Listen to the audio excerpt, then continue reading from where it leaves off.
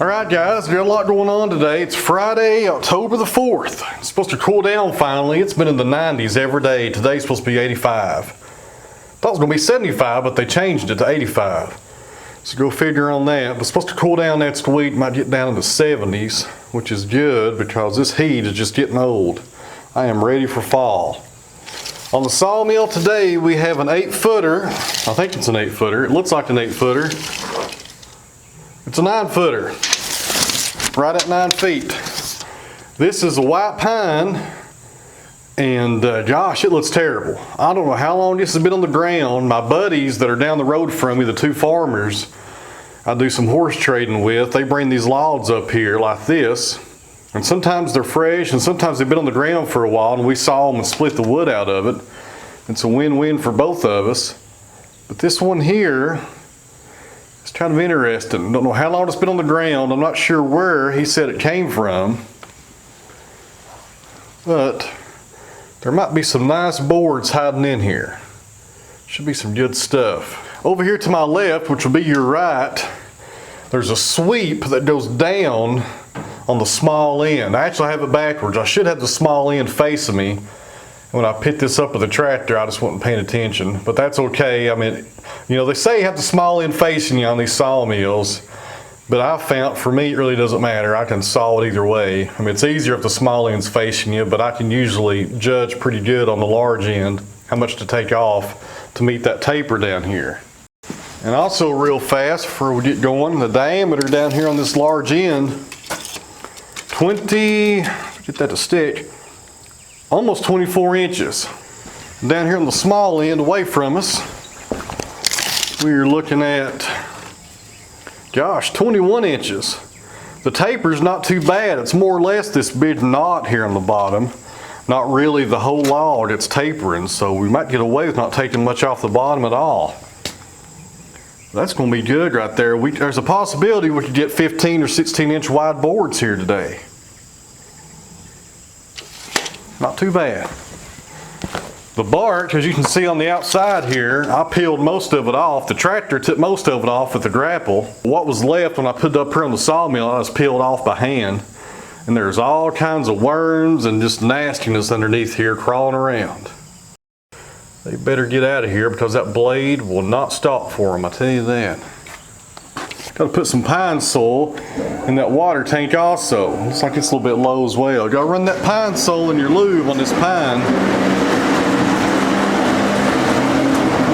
If you don't do it, guys, that pitch will stick to the blade. But that Wood-Mizer does a really good job of keeping that sap and pitch off the blade. The LT35, that was pretty difficult. But that Wood-Mizer, just a little tube right here, it shoots water under pressure on the bottom and the top of the blade. The LT35 was just gravity fed. This one here actually has pressure and has a pump and shoots it out. And it really keeps that blade clean. You use a lot more water, but I don't mind that because it really keeps you cutting better. Because if you have a blade with pitch built up on it, sap, same stuff, you can see it on there and it will cause your blade to take a dive. Happened to me many a times. And white oak is bad for that. Pine's the worst.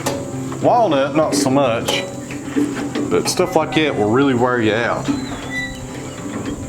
Putting our pressure on here, and today we're using a Wood-Mizer 045 9-degree blade. And the reason we're using a 9-degree blade is because the sawmill came with a 9-degree blade, And I've just had it on top of my toolbox ever since I brought the mill home. And 9 degrees pretty good for pine. And I need to use it and get rid of it because I don't even have a grinding wheel for the number 9 profile. So I might as well go ahead and use it on this pine and get rid of it. Should do pretty good. It's not as good as the number 7, but plenty good enough to saw up this pine. All right, we tensioned that down, but as soon as I run this motor, I'll have to tension it right back again. All right, guys, I'll shut up. We'll get to sawing.